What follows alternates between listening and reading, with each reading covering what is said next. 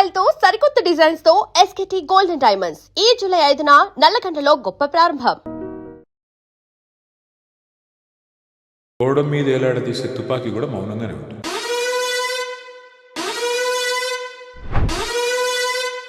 Candid conversation with KTR.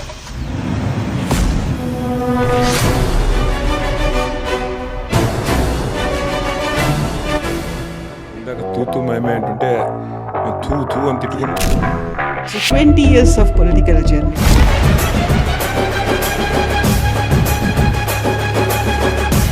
20 ఏళ్ల కింద మా అమ్మ చెప్పింది, అరే నీకు సూట్ అవుతురా ఇదంతా. చాలా మంది సూపర్ సీనియర్లు అందరూ ఉన్నారు. వాళ్ళ ముందు కేసీఆర్ కొడుకు కేటీఆర్ అనేది మాత్రమే ఉంది. కేసీఆర్ గారు మంత్రి పదవి ఆఫర్ చేశారు. నీకు ఒకవేళ సమర్థత ఉంటే, నీ కేపబిలిటీ ఉంటే ప్రూవ్ చేసుకో. ఎందుకు వచ్చాము ఇందులో కన్నా బాధ చాలాసార్లు అనిపించింది. నేను జీవితంలో సిగరెటే తాగలేదు.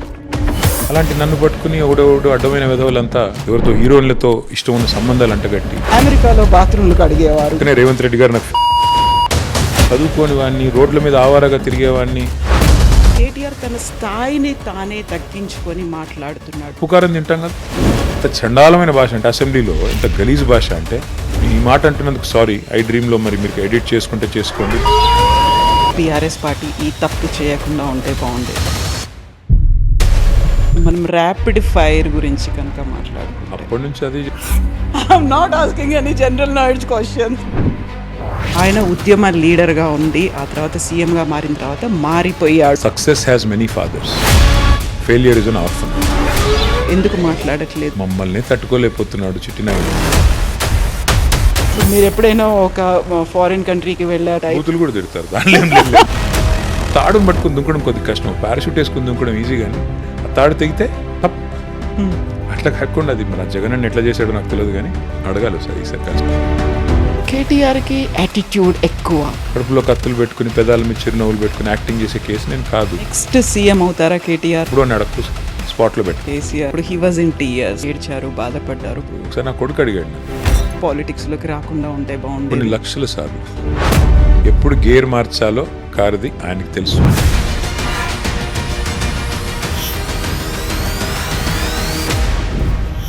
ఎల్నినో ఎఫెక్ట్, ఒక ఎక్స్టెండెడ్ ఎండాకాలాన్ని ఇప్పుడు మనం చూస్తున్నాం. ఆ ఎండలతో పోటీ పడుతున్నటువంటి పొలిటికల్ అట్మాస్ఫియర్ కూడా కనిపిస్తుంది. ఎప్పుడు తూతూ మేమే అనేది కనిపిస్తుంది. ఆ తర్వాత విమర్శలు, ఆరోపణలు, సవాళ్ళు ఇవన్నీ ఉంటాయి కదా.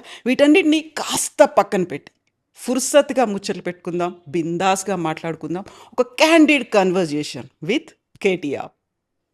హలో అన్న, నమస్తే, ఎట్లున్నారు? హాయ్ కవిత, బాగున్నానమ్మా, మీరు బాగున్నారా? I'm good. So 20 years of political journey. ఇందాక తూతూ మేమే అంటుంటే మేము తూ తూ అని తిట్టుకుంటున్నాం, నాకు అర్థం కాలేదు. నో. యూజువల్గా మీకు ఇప్పుడు 20 yearsలో బాగా ఎక్స్పీరియన్స్ చేసింది ఏంటి అంటే, వాళ్ళు ఎవరో ఏం మాట్లాడతారో ముందుగా మనం యాంటిసిపేట్ చేసుకొని దాన్ని మించి మాట్లాడాలి అనేది ఒకటి ఉంటుంది.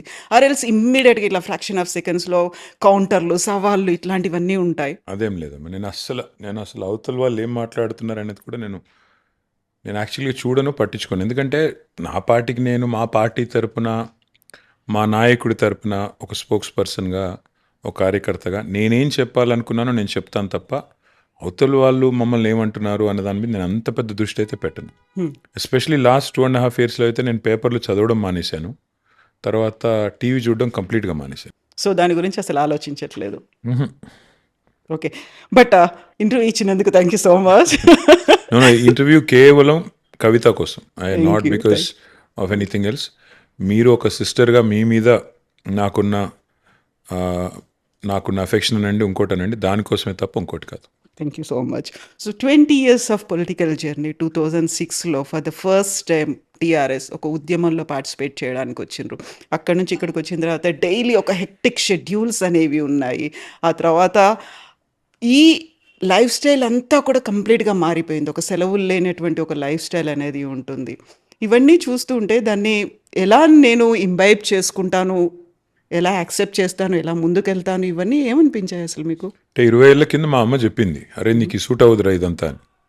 అప్పుడు వినలేదు నేను. ఇప్పుడేమంటున్నారు? నేను ఖచ్చితంగా అనిపిస్తుంది అప్పుడప్పుడు మా అమ్మ చెప్పిందే కరెక్టేమో అని. ఎందుకంటే చాలా సందర్భాల్లో బాధ అనిపిస్తుంది, అరే ఏం చేస్తున్నాం ఇక్కడ మనం అంతా కూడా, ఇది ఏమి నాన్ సెన్స్ అని కూడా చాలాసార్లు అనిపిస్తుంది.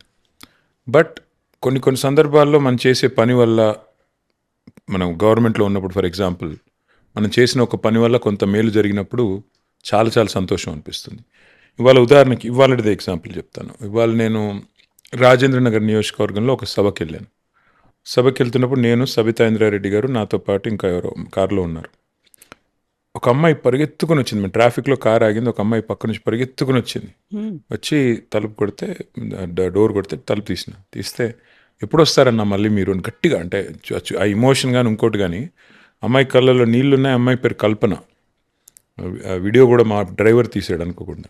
అమ్మాయి ఉంటుంది, ఎప్పుడు వస్తారన్నా మళ్ళీ మీరు అంటే, ఎప్పుడు వస్తారంటే నన్నని కాదు అంటుంది, కేసీఆర్ గారు ఎప్పుడు వస్తారు తిరిగి అని.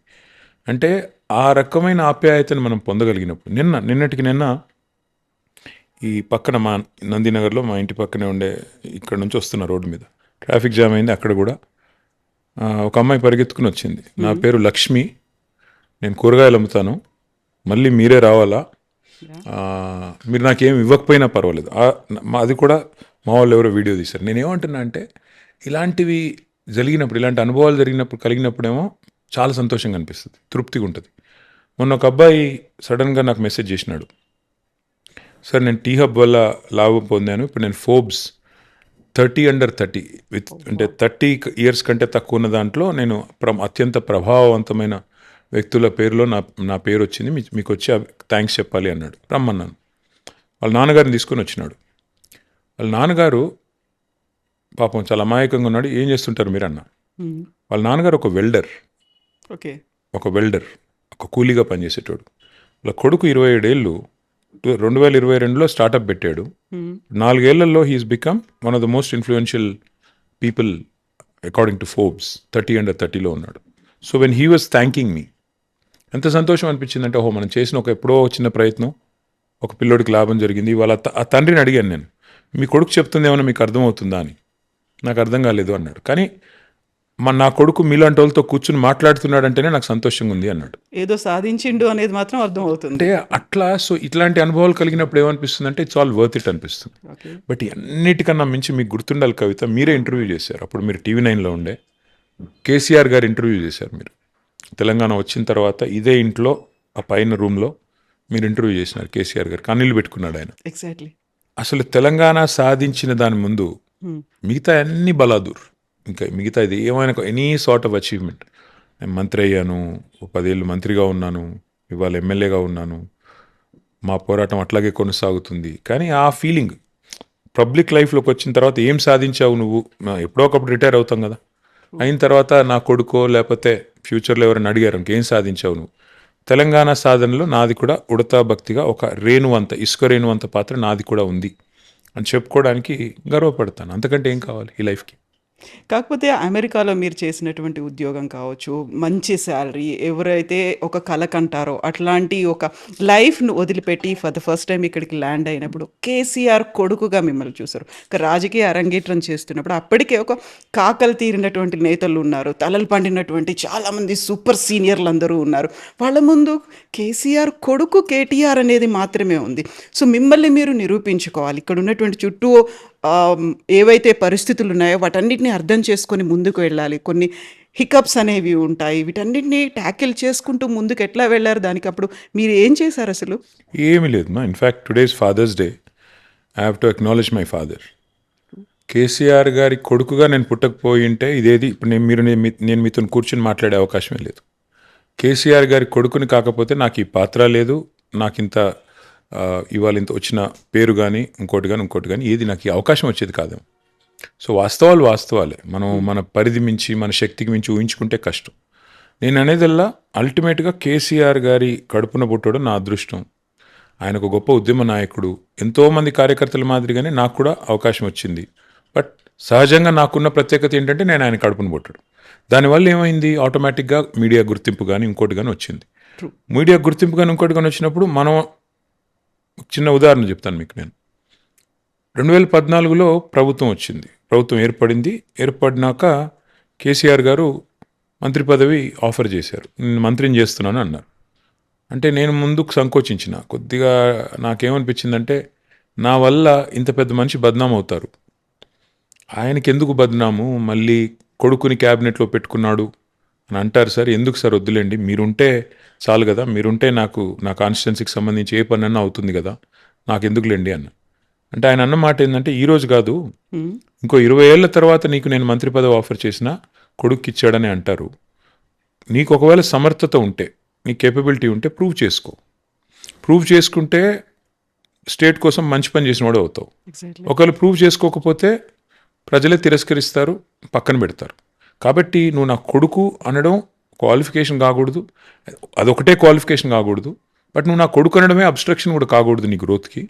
కాబట్టి నువ్వు ఆలోచించుకో అన్నారు. సరే, మరి ఆయన చెప్పింది కూడా లాజికల్గానే అనిపించి తీసుకున్నాను, పని చేసిన.